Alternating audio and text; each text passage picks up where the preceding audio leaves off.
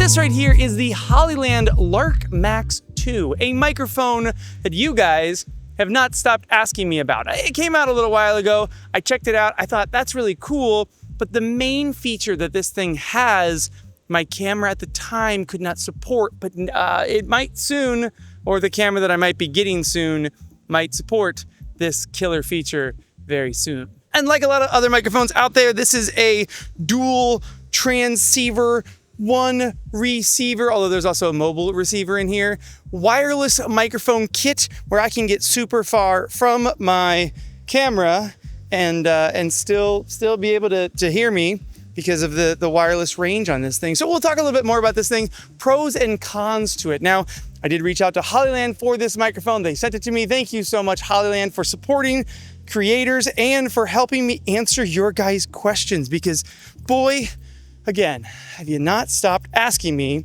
about the Hollyland Lark Max 2, a microphone that is quickly becoming my go-to microphone, mainly because of the clip. The clip is good. It's the best. Hang on. It is the easiest microphone to put on, and it doesn't look crazy. Like, it doesn't look giant on you, and it doesn't have like a giant logo on the front. I hate microphones with logos on the front. I always use my paint pen and I black them out, because the video is not about the microphone that you're wearing, except in the case of this video right now, which actually is about the microphone that I'm wearing. Now, in addition to loving the design of the clip on this microphone, this thing is just 13.9 grams. And I believe, check me if I'm wrong, that this is the lightest weight wireless microphone on the market that has internal storage and supports 32-bit float. Check me on that if I'm wrong. But I will tell you, I've had this thing on me like many times now and forgot that it was on me. I have a little way of using this. I will get to that in a little bit. I'll just kind of tell you my settings that I'm using. But as far as like weight-wise goes, you put it on like this, like a little clippy bit, and you just kind of forget that you even have it on you. But the size is not the coolest part of this microphone. Again, the coolest part of the microphone, or the killer feature, is something that a lot of you probably don't have in your cameras right now, but you might soon. And that kind of killer feature is that this microphone can do 32-bit float end to end. Now, with most 32-bit float microphones, they can internally record 32-bit float, but they cannot transmit it to the camera. Now, that really hasn't mattered much. Whoa. That hasn't mattered much because most cameras cannot record 32-bit internal. Now, if you're sending this or you have it hooked up to a wireless recorder or your computer, yes, almost anyone right now can have 32-bit float throughput. But if you've got like an FX3 or like I'm running the A7C2, that thing cannot accept 32-bit float into the little mic hole or into the smart shoe on top. Hollyland does have a smart shoe adapter specifically for Sony. I don't know if they have it for Nikon or Canon or Olympus, Panasonic. I don't know if they've got it for you guys, but I for sure know they have it for Sony because I have it.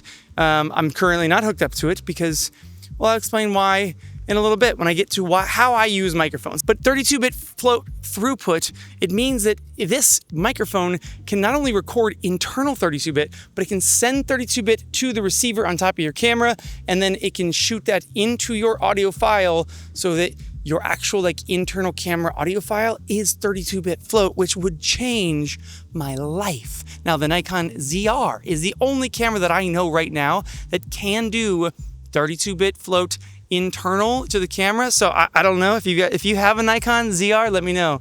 Have you tried it with this mic? Does it work?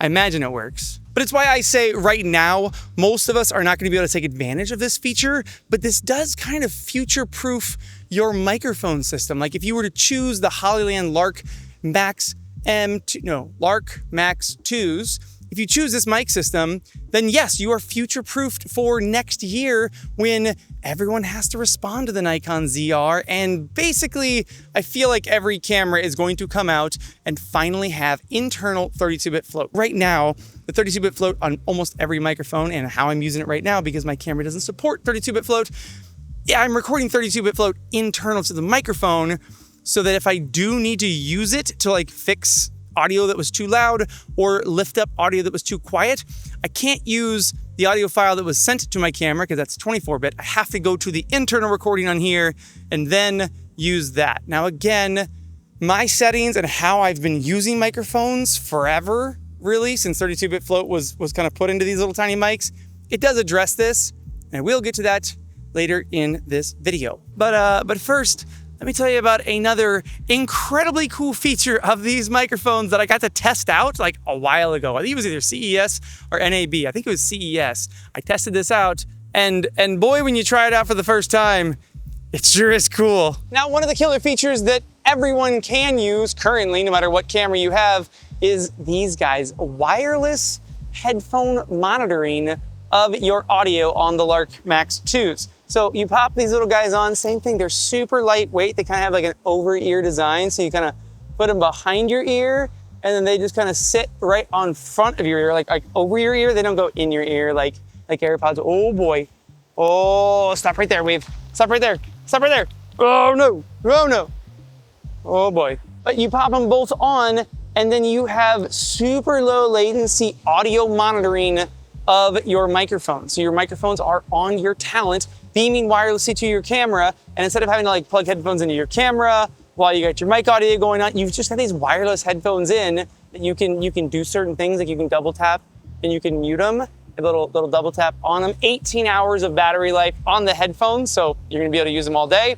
And it's actually been really nice. When I first tried them out, I was like, that is shockingly cool to be able to do that. Now, obviously, if you're a person like myself who is in front of the camera, you probably won't have these on, but it is really nice to pop them out, put them on, go to where you're actually going to be standing for your shot, and be able to monitor your audio. So I can come out here, I can listen to it, I can test out my shot, and then I can put them away and then film my shot. You obviously wouldn't wear these while you're on camera, but if you are behind the camera, also really super helpful to have wireless headphones to just monitor your audio. That's pretty clever. And then while we're down here at the beach, let's talk about the AI Stepless noise reduction. Now, the cool thing about Stepless is that on a lot of microphones with the AI noise reduction stuff, there's just like low or high or off. But with Stepless reduction, and again, the wireless headphones, you can take the microphone, put it into noise cancellation, and then you can dial in how much noise reduction you want. Now, one of these microphones right now has noise cancellation turned on, and one of them does not have noise cancellation turned on. I am at the beach.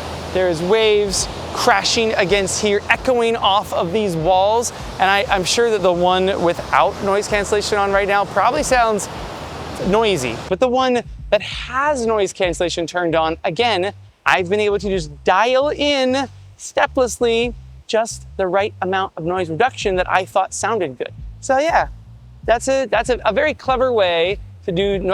Hollyland listens. I'll tell you, that's like one thing that I know a lot of creators have talked about with the built-in noise reduction is like the high is too high, the low is too low. We'd love to be able to really dial it in, and Hollyland did a good job listening. Stepless noise reduction on the Lark Max 2s. All right, I'm gonna turn you guys this way for this little test, but we're gonna do a range test, which I always do kind of think is crazy on these wireless microphones. These say, I think 300, hang on, let me check on my notes again. 340 meters of range. That is over 1,000 feet of range on these microphones. I'm gonna say right now, I am maybe 30 feet away, and now I'm maybe 100 feet away. Look, the range was like the whole like, oh, they can do 1,000 feet of range. It's not because you're ever going to actually be 1,000 feet away from your camera. The whole concept is that that's just saying like, that's how strong they are in direct line of sight. But what it means in real world scenarios is that if you go behind things, if there's things that are interfering with that signal, like you are in a forest and there's a bunch of trees, it's just telling you like it has really strong signal, so that if you do stand 50 feet from your camera in a forest, it's not gonna cut out. So like with all these wireless microphones, I always kind of say like 340 meters or 1,000 something feet of range. Like it's a lot of range, but I don't think I will ever record that much range. All right, let's talk about the case that they come in. Now the case is very nice. 2 transmitters, 1 receiver for your camera, and 1 mobile receiver. Very important. This thing can just plug into the bottom of your new-ish iPhone or any other phone on the planet. USB-C mobile receiver right in the case, and the case gives you 2.5 additional charges. So each of them, the transmitters, have 11 hours of battery life, and then it gives you 2.5 charges. I think that they say 36 hours of usage on the transmitters with the case. So you're charging up 2.5 times, that gets you to 36. Now, the internal storage on them is 8 gigabytes, which at 32-bit float gives you 10 hours of recording, and then at 24-bit, 14 hours. But again, dude, don't record in 24-bit. It's just silly. Again, 24-bit, you really got to worry about your audio levels, and 32-bit, you don't at all. Like right now, I'm not setting volume for this video. 32-bit float, baby. I'll fix it in post. And then if you are a creator that requires timecode for your projects, they do support timecode. I'm not one of those creators, but if you are, they do it. I said do. They also do support lavs, even though they don't have a lav hole on them, but they kind of have a fix for that. Let's go back to the studio. We will talk about how they fix the no 3.5 millimeter jack on them for lavs, and I will tell you about the one thing that kind of drives me nuts about these microphones. It's like, there's so many good things with these mics, but there is one that it just bugs me. Hollyland is good though, and they do listen. So I'm hoping that they hear this, and then in the next version, they change it. So on a transmitter that does not have a 3.5 millimeter jack, how do they do a lav input? They give you this little bit right here, and this little bit pops onto the bottom of the transmitter. Listen, it's a fairly satisfying click. The main thing that I guess like my issue with this is like, yes, now I can plug a lav into here and I can put this into my pocket. I guess I'm just like, my concern is like those two, I guess they're on there pretty good. My concern is those two coming apart, like in your pocket or like on your waist belt. I guess that is pretty stiff. But again, they do give you that option so that you can run a lav with this microphone, even though it just has a USB-C on the bottom. Okay, let's get to my main cons on this mic system, and then we will get to my settings and how I've been using these mics, how I kind of use all my wireless transmitter mics. My main cons. Listen, I've said this about so many other microphones where this is the case, but if I put the transmitter in here with the wind muff on, the lid will not close. It'll kind of close, like it'll go that far, but it doesn't like close fully and like let it know to be closed. That just bugs me. It just means that I have to pop these off each time, and then I have to find somewhere to put these, which they do give you like they give me like this whole case for all the cables, but I don't want to carry this thing around, so they give me this little bag for things like this. So really I end up with my wind muffs in there. I put the lavs in there in case I need them, and then I have to put the little lav bitty guys in there, and then the Sony piece, because if I'm going to use this with my cameras, I use this little piece. But here comes my settings, or not my settings, rather, just how I use these kinds of microphones in DaVinci. If you're editing in DaVinci, it is incredibly simple to auto align audio or audio sync in post. So I almost never put on the receiver on top of my camera. I let my camera, like I have my camera set up with, my camera has this little microphone on top. This is essentially capturing the audio in front of it, but it is picking up like room noise essentially, or like environmental noise. So it's picking up all that noise to the camera. I'm recording all of my audio here, and then in post, I can just dump all of my camera files into one folder, all of my audio files from my microphone into the same folder, select them all, audio sync, waveform, done. And with these microphones, how I have them set is so that they auto record. As soon as I pull this thing out of the case, it just starts recording. Again, 10 hours of recording, 11-hour battery life, 10 hours of internal recording at 32-bit float. So on any given day that I'm gonna go out, I just pull these things out of the case, it starts auto recording, I click it onto me, and then I just go about filming everything that I'm gonna film for that entire day. It can just essentially be one long clip, and then when I auto sync in post in DaVinci, it will apply that audio to all the different individual camera clips. So yeah, it makes life easy. What would make life easier is if my camera could receive the 32-bit throughput, and then I wouldn't have to do that at all. It would just send 32-bit float audio to my camera, and then I wouldn't have to worry about all this auto syncing. The other thing that I guess I will mention is these guys. These are the Lark A1s. This is a little bit of a bonus segment. It's like the DJI mic minis. It's kind of like those for Hollyland. So it is a microphone only, no internal recording, and it is mainly designed for your mobile devices. So it has a USB-C and a lightning receiver in here. So you just pop this little bad boy into your USB-C device, your phone, pop this microphone onto you. It only has a magnet, no clippy bits, and then boom. You got a wireless mic that you are beaming to your phone. Again, no internal audio, and it is 24-bit audio, so no 32-bit float on here, but 8 hours of battery life. It has auto clipping, so it's, even though it's not 32-bit float, it's using that auto clipping to try to prevent you from clipping on super loud noises. A good little alternative if you are just filming phone audio. I'm obviously not just doing phone audio, so the Lark Max 2s, these are the bad boys for me. These things are the clip, man. I'm telling. Oh, where'd it go? Oh, I put them both back in here. The clip is the thing that I like most because when I put it on, all you see is that little clip, and that's fairly inconspicuous. There's no like big logo on me.